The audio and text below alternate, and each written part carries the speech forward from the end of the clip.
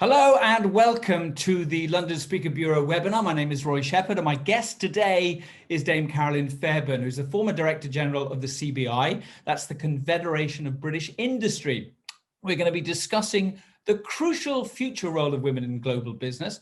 Hopefully, we'll get a chance to talk about inclusion in the workplace, digital transformation, as well as international trade. We are live. Hello, Carolyn. It's lovely to see you. Hello there, Roy. And there will be an opportunity for you to ask questions. If you want to use the chat function, please do. I will get through as many of those questions as we can. If I can start with, you recently left the CBI after 4 years. For the benefit of non-UK based people, what is the CBI?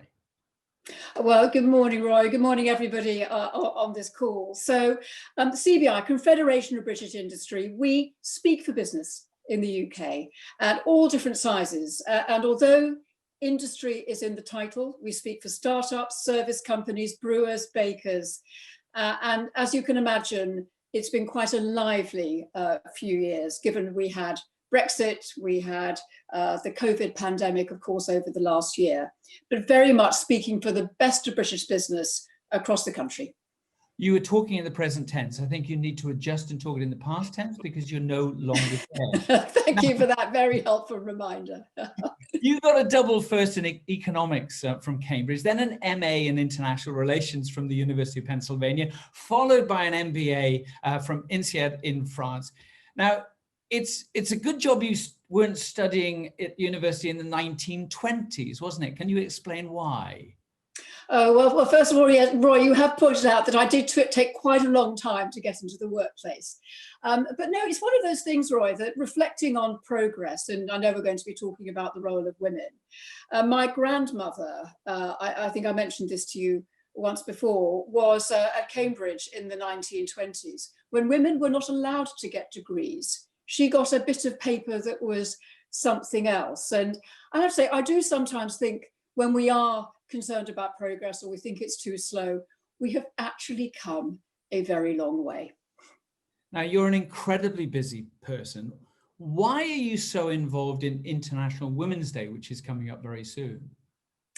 Well, I really care about the role of women in the workplace, in leadership, and it's been something of a mission of mine, Roy. As I think you mentioned at the beginning, I was the first female Director General of the CBI, and actually my children said to me, "Could that really be the case? Could it really be that there hadn't been a woman before?" And it's one of the things I was very struck by when I took over the role. I was asked when I joined the CBI, how much did I want to make of the fact I was the first woman? And my initial response was, well, not much. Actually, you know, I'm an economist, I've worked in business, that's who I am, and that's who I'm bringing to this particular role. But within the first week, I had so many experiences at meeting my members, CEOs across the country, and found myself the only woman in the room. And it was just a realization that these firsts matter, that we don't have enough women at the top of our organizations bringing their experience, their skills, and their ideas. And actually there was a sea change that we need in the role of women in society. And so I really care about it, and I'm delighted to be talking about it again today. So forgive me for, this is going to sound bad, but why do you think the CBI appointed you as a first woman? Was it because of your brain or was it because of your gender? I honestly don't think gender had anything to do with it. It was about time. I don't think that gender had anything to do with it. And that was why I didn't want it to be how I was defined. That said, once I was in the role, I felt it was actually, we've got the first woman who is running the Metropolitan Police at the moment, the first female leader of the Trade Union Congress, our second female Prime Minister. These matter because if you can, it's part of this whole sort of something I believe in very strongly, Roy. You have to see it to be it. This idea that you can actually see people in positions of leadership. And then we need to go out and really just smooth the way to make it easier for women coming next. So what's it like then, being in a room of predominantly male leaders? I mean, do you feel that you're welcomed, or there's suspicion, or what is the vibe from a female perspective, a very highly competent, very experienced, very intelligent woman? Well, it's very interesting that you say that, because my very first few meetings, I was very conscious of the fact I was the only woman in the room. I've come actually from a world of media. I spent quite a lot of time in BBC and ITV, where there are many, many senior women. And this was a world that it was newer to me to be entirely on my own in a room. And the very curious thing, and I remember very vividly, the first very senior meeting of CEOs across the country, and I was the only woman, and it wasn't virtual, it was actually in a room. And there was, for the first 10 minutes or so, I felt a real atmosphere when the men in the room thought, gosh, she's the only woman, and she's a woman. And I found myself feeling, my God, I'm absolutely on my own here. And I was new, so I hadn't established any position of particular authority. But I would say within 10 or 15 minutes, when I talked about the economy, I talked about the priorities for business, I think it disappeared. And this is one of the things I say to young women all the time. Really believe in yourself. Frankly, fake it if you need to, which I did for the first 20 minutes or so before I found my feet. But honestly, I think this should be an incredibly good time for women in the workplace. But we need to have fewer examples of where women are on their own. Now, you said fake it until you make it. But the expression I hear from a lot of the highly competent, very experienced women I work with, because of the nature of my job, and my background was in TV as well, where it is run predominantly by women. A lot of women use the expression an imposter syndrome. How prevalent have you found that to be amongst the people that you work with? I think it is certainly really common to think, my God, am I really in this position? Am I good enough? Am I as good as, the other people in the room? I think that is incredibly common, Roy. And I still feel it. And one of the things I think it's really important to be able to say to young women, actually young people in general, is that's okay. And I would even go so far as to say it's a strength, because with that comes humility, comes the ability to listen, and a style of leadership that I think is very effective in today's world. And I'll say something else, Roy.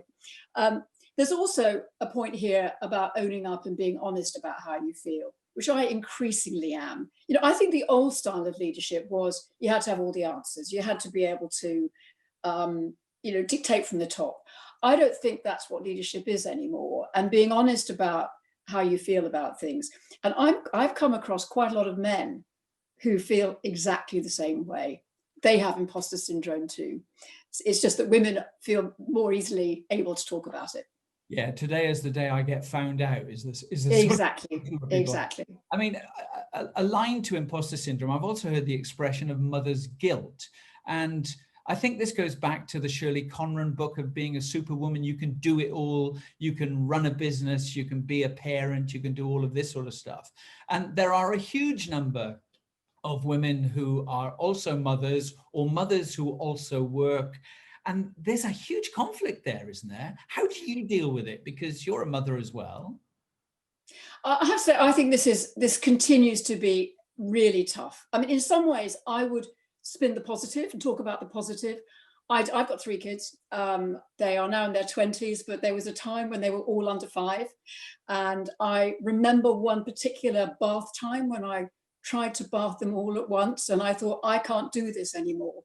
And actually, it was a real turning point in my career. I had a very honest conversation with my then boss, who made it easier for me for 6 months. And I think without him, I probably wouldn't be here now. I wouldn't have stayed in the workplace. But as I look back on it now, I think I was incredibly lucky to have been able to combine being a mother and working. And we just need to make it easier. The whole point about mother's guilt is really interesting. I do think we're moving to a world where more and more guys take their role as fathers very seriously, and there's much more sharing. but I think we're quite a long way off it being complete. The test I always have, Roy, is who buys the present for the children's birthday party? And not many men put their hands up for that one. So I think women have one eye and one ear on their family and their children at all times. The job of business, I think, and the role of leaders who are wanting to create a really inclusive workplace for women is to just be understanding of that. And you don't need to make lots of allowances, but there will be, there will be the children being sick, the challenge of the juggling. And it's relatively short-lived. I mean, for me, it really was those 5 years. Your children carry on needing you, but it's less intensive. And you can, if you're still there, if you're still standing, you have every chance of going on to, be a really, great leader and play a really great role in the business. So International Women's Day, the purpose is really to bring these issues out, into the open. I have had countless conversations with women about how you apply for jobs. And one of the differences that I've noticed is that if a really high-powered job is advertised, if a guy has got 3 out of the 10 requirements for the job, he'll take a punt, he'll go for it. Whereas a lot of women that I know would need to have 8 or 9 out of 10 before they'd consider themselves. So they will only apply for a job when they feel they're ready. But women are socialized in such a way that from an early age, a lot of women are told, well, you're not ready yet. You haven't got what it takes to do. So they deselect. What would you say to that? I think that has happened and still happens. I think it happens less. I observe today's young women, and I think that they are growing in confidence. They are seeing women ahead of them.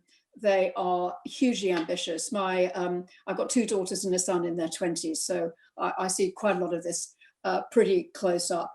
But you're right, Roy, it still happens. And where does it come from? I don't know.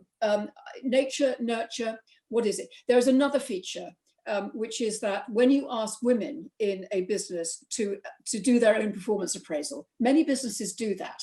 They say, what would you grade yourself out of 10 on your success on a particular project? All the research shows that women grade themselves 2 grades lower than men.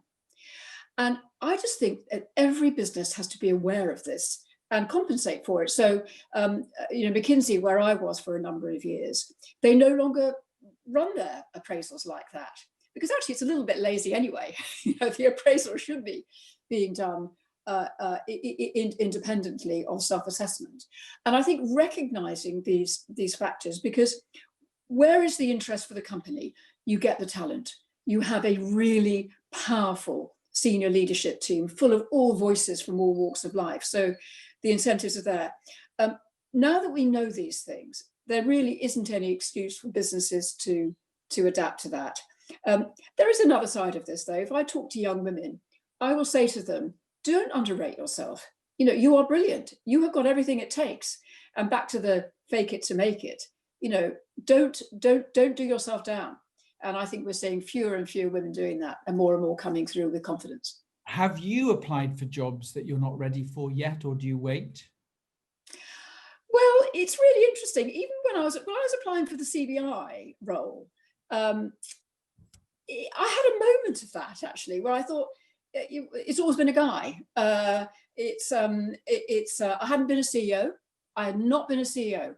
And Director General of the CBI is very much a CEO role. It's 250 people globally, significant budget, significant media representation. I absolutely have that. And I mean, it's interesting. I do think that friendships and outside work are hugely important for people, but possibly particularly for women. And when I was thinking about this role, I went to my closest friends, many of whom are women who are still working, who said, go on, you can do it, go for it. So absolutely, I think it's human to have that, but I think I was very glad I did. Okay. I've not got any questions from anybody at the moment, so please send some questions. I'd be very intrigued to hear what you want to say. One of the things about business, and this is partly to do with COVID, I suppose, is that over the last couple of years, more and more people, more and more women especially, have been starting their own businesses. So if the glass ceiling was stopping them from flying, then they create their own business. And now that with COVID, people are being able to work from home and do all the juggling that they need to do with family responsibilities and stuff. Do you think that entrepreneurship, specifically for women, is possibly one of the bigger opportunities that has changed business over the last few years? Oh, I think it's one of the most exciting things that we've seen, actually. There's been a lot of talk about glass ceilings for women, and there have been glass ceilings. I think that they are getting thinner and more easily breakable, but as significant has been sticky floors. It's been women, I think, feeling that they can't have a business career. They can't because of the constraints on them. And the great thing about the internet, about the arrival of digital, about the ability to sell online and to work from home, is that it has made those floors a lot less sticky.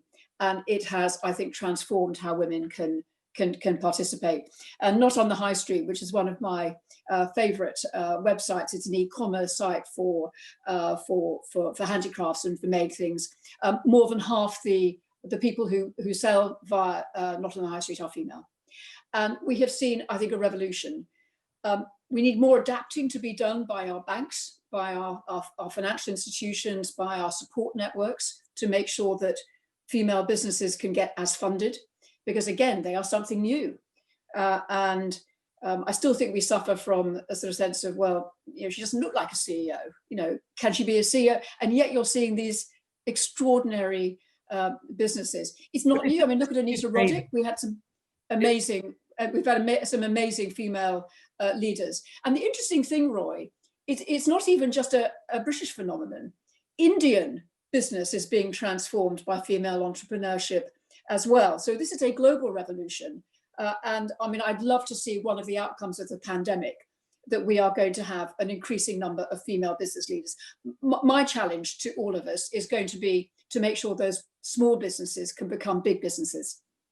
All right, there is a question from Katya. It says, instead of having women adapt to the male-dominated system, not sure about that, in what way should business adapt to women? What do you think could or should change? Oh, well, I've got to tell a small story here, which is a conversation I had with a young woman a few years ago. We were talking about how she should present herself in a board meeting. She was fairly young and she was going to have her first board presentation. And I said to her, one of the things that women can sometimes do is they can sort of apologize before they speak. They say, I'm sorry for interrupting, but I'm sorry. And her response to me was absolutely fascinating and really made me think, which is, why shouldn't I say that? Why shouldn't I? Why shouldn't I show that I'm sensitive to the time and all of that? And it really, really set me thinking that we do have a set of norms about how, kind of an alpha male environment where you assert and you capture a room, and does it have to be that way? I think we've already seen quite a lot of adapting of businesses. Interestingly, again, going back to McKinsey, where I worked for a number of years, they've moved to a world where actually anybody can go to a part-time role, male, female. You don't even have to give a reason. And that has taken away a lot of the, this is especially for women kind of arguments. One of the things I have campaigned very strongly against in my 5 years at the CBI has been the black tie business dinner, because I think that they are so family unfriendly. And when you think about the fact that belonging is very important for success, excluding that women tend not to go to them, I felt that they were very, and then I discovered when I started talking about this, a lot of men didn't want to go to them either. But I think that there is a lot of adapting that businesses can do to the way women want to work. They are doing it already, but we can probably, and I hope we will, push it further. So what have you done? A question here from Barbara Schmitz. What have you done within your organizations to facilitate this opening up a road for women? The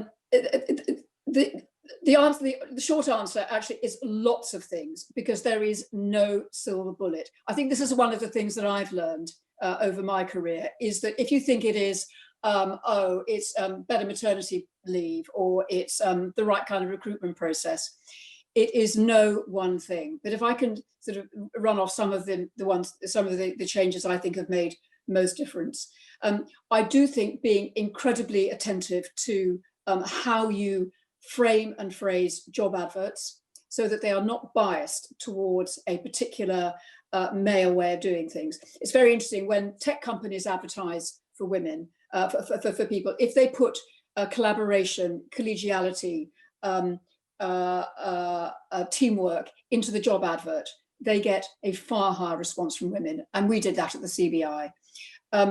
Very much thinking about flexible working, huge impact on the CBI, the fact that we were able to offer part-time, full-time, flexibility between the two matters a lot. Women on maternity leave. One of the things we learned is that with a year's maternity leave, which is very common now, in my day, it was only 3 months. A year now, fantastic, very supportive of it. But how you keep confidence up and connection going through that year, we were creating returner programs for women coming back. And then I think the final thing is, when women were coming back from maternity leave, that to be absolutely sure that if anything, we gave them roles that were more stretching than the ones they left, rather than necessarily immediately assuming they wanted to do something less stretching, which often happens. So right. Just a few of the things. Right. Quite predictably, we're now getting a torrent of questions, both in the chat area and the Q&A, and I'm trying to juggle all of them. Patricia Atala, what could be the few areas to change in a work environment to accommodate the presence of senior and executive women who are also mothers without compromising work needs and productivity? So I think this assumption that there has to be a trade-off is really, really breaking down. The ability to work remotely, I think, has created a sea change. If I think even at the CBI before COVID, there was probably still that question of, are they really working? If somebody isn't coming into the office, there was that sort of question as to whether you were really working. Whereas I think women who have worked a day from home already know that they were being paid for 4, working 5, paid for 5, working 6. And we have seen that in spades, I think, in the pandemic, the recognition that you can work flexibly, work from home, work to your schedule, and do a fantastic job. So I think that we will see, if anything, an improvement in that. Jeanette Wheeler's got a great question. Part-time and flexible working is widely offered, but still leads to women being on the mummy track for too long or for good. Your comments? I think the mummy track is the biggest danger. That's why I go back to this point that, and actually it happened to me when I came back from maternity leave, when I was in one of my roles. There is a tendency for companies to think that a returning young mother wants the easy life. And that's why you see quite a lot of women shifting into roles that are less client-facing, less frontline, less bottom line, less operational. And actually, I don't think that is what women want. So my challenge to businesses is, and to anybody sort of who has the chance to give an opportunity to a returning young mother, stretch them. They want to come back and prove themselves. So let's banish this thing called the mummy track. I mean, some young mothers may want it, and of course that should be there, but many don't. And so chance to sort of park the mummy track and to give opportunities for women coming back that were greater than the ones they had before.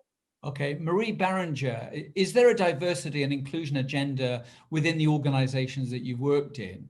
And if so, what would you say are the top 3 items for 2021 to foster inclusion in the workplace? So I came into the CBI 5 years ago thinking that diversity and inclusion was really important, but it was probably issue number 4 or 5.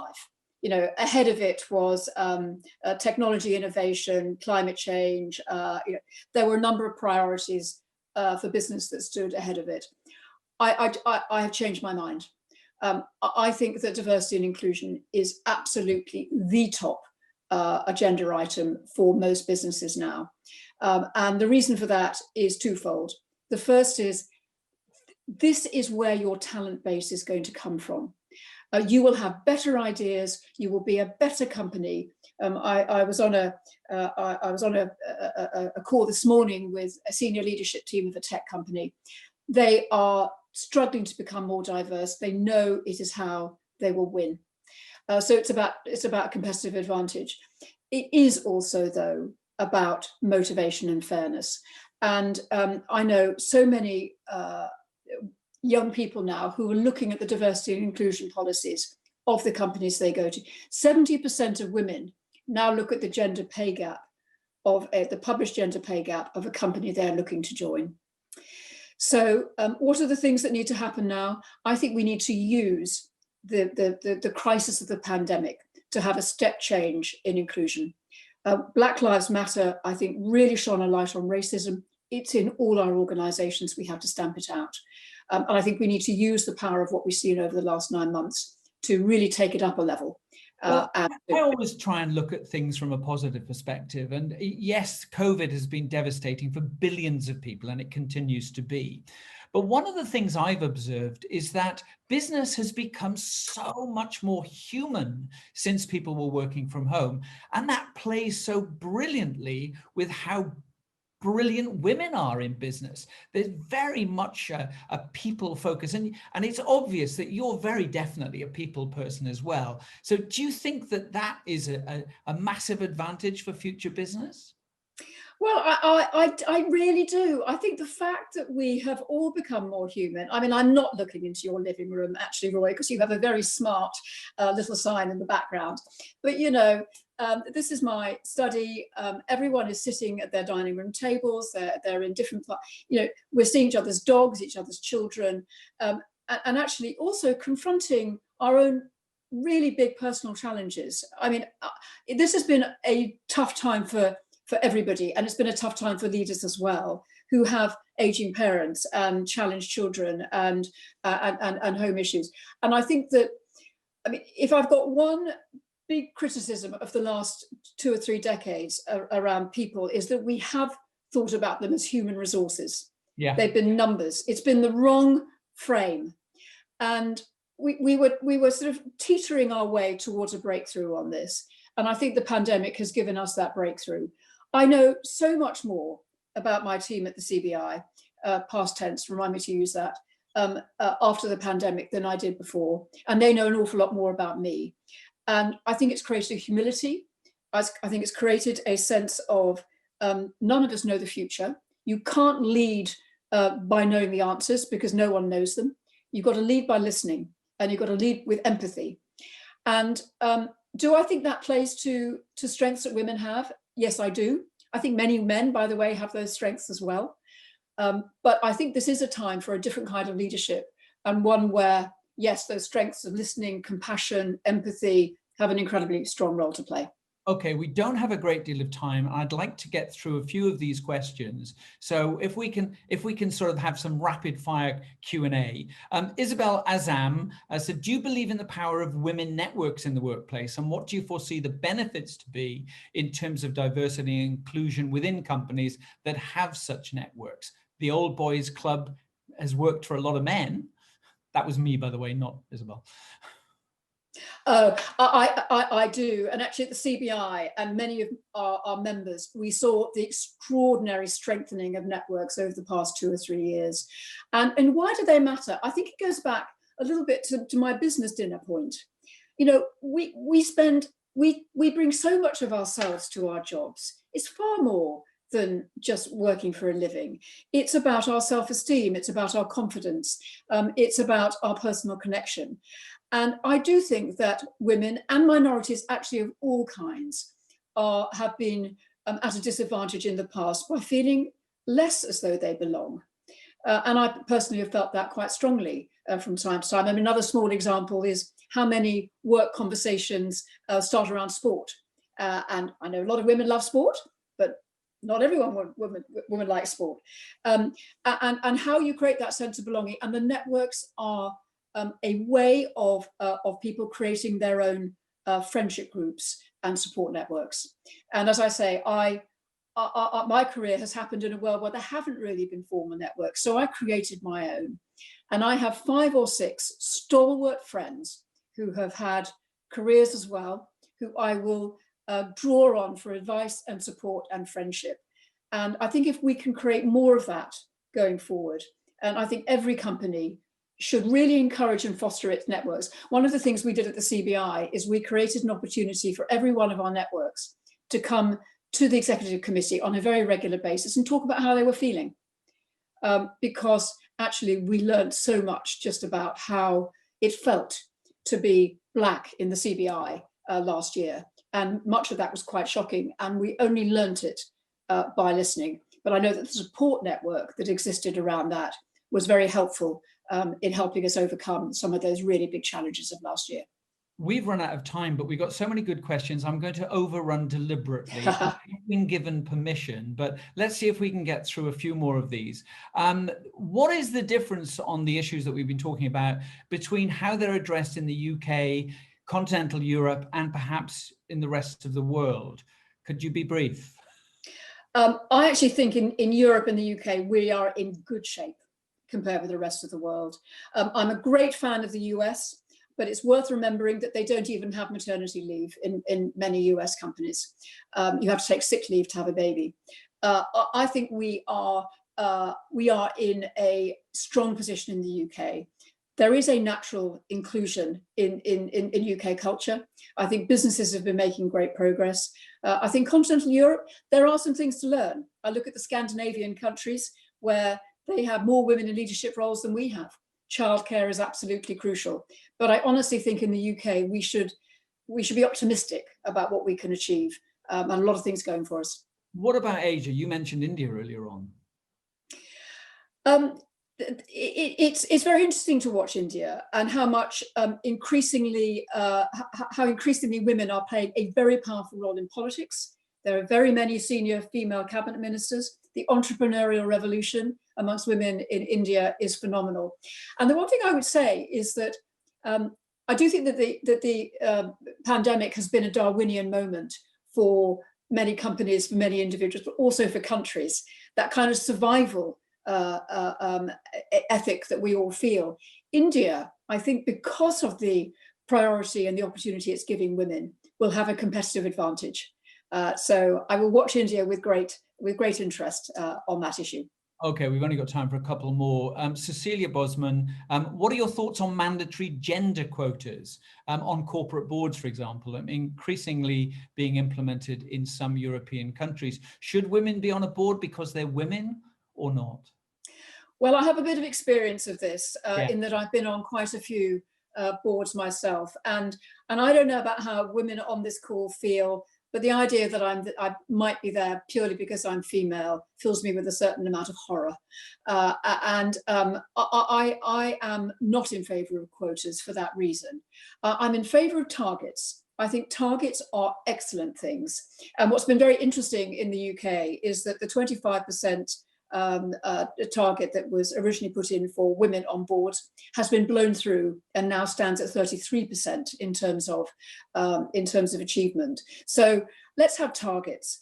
But the day women feel that they're only there because of their gender, I think we've gone wrong. I don't think that they are necessary. I do, though, think that the value of every company setting targets has been proven, and I would encourage every firm to do it. Okay, when you get called in to speak to boards or larger audiences within organizations, what are the usual topics that you get asked to talk about? I'd be fascinated. Are you just ticking the gender box, or is there a lot more to it than that? Oh, well, I don't think I'm, as I say, I don't think I am ticking the gender box, and I've resisted that my entire career.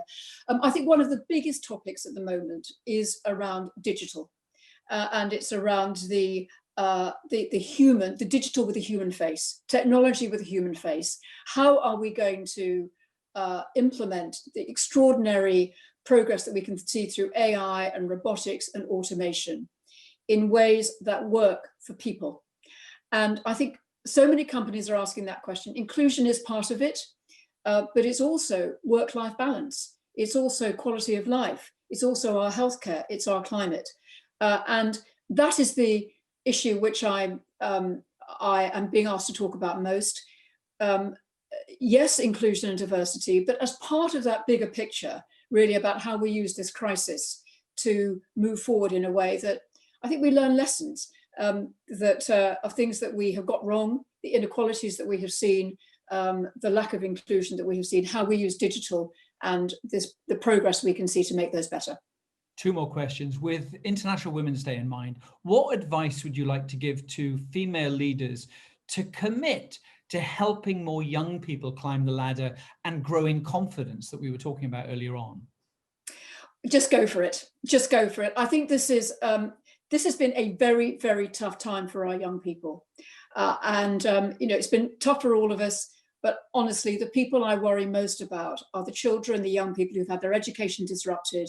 They've lost their jobs. They are the first to be furloughed and the last to come out. And I think all of us have a duty and a responsibility to provide every piece of help that we possibly can. You can partly do it through the inspiration of your journey. There is nothing more powerful than talking about your own story and the challenges that you've faced, and the fact that you're faking it, and the fact that you haven't always felt confident, and the fact that you can do it.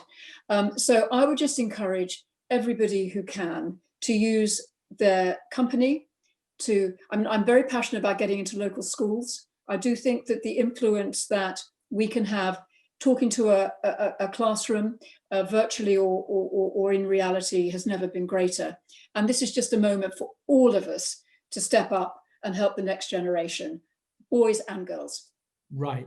Final question. It's 20 years' time. What changes and improvements would you like to see in the workplace for women of all colours and cultures, as well as workers maybe with disabilities or other sort of special needs?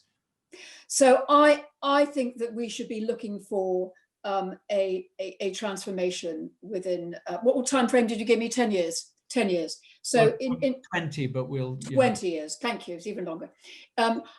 I would like us to be able to look around us and to see true diversity. And that means at the moment we only have 1 in 20 of our FTSE CEOs are female. I think that should be 50-50. I think we should have as many women as men leading our organizations. I think we should see diversity from race. I think we should see diversity of all kinds, and even of age. I think one of the things that we have had is quite a hierarchical environment in terms of progress. I think what we are seeing is a young population coming through with extraordinary dynamism. Let's give them responsibility as well. I think we should be looking around us. I think we should all be feeling as though we can bring our whole selves to work, that the stigma that derives from anything to do with your background is gone. And that work is a place where you go to be refreshed and invigorated, and not to feel as though you have to hide anything about yourself. Carolyn, we have to bring this to a close. I'm very sad because your energy, enthusiasm for this is fantastic. Can I just apologize to everyone who submitted questions, whether it was through the Q&A or for the chat, that I wasn't able to get to? I hope you'll agree I was trying my best. But Carolyn, thank you so much. It's been a pleasure to talk to you today. And I hope you have a great 2021 and beyond. Thank you, Roy, and you as well, and everybody on the call. A happy 2021 with hopefully a bit of a spring in our step. Dame Carolyn Fairbairn, thank you so much. That's the end of today, and have a good year, everybody. Thanks for joining us today.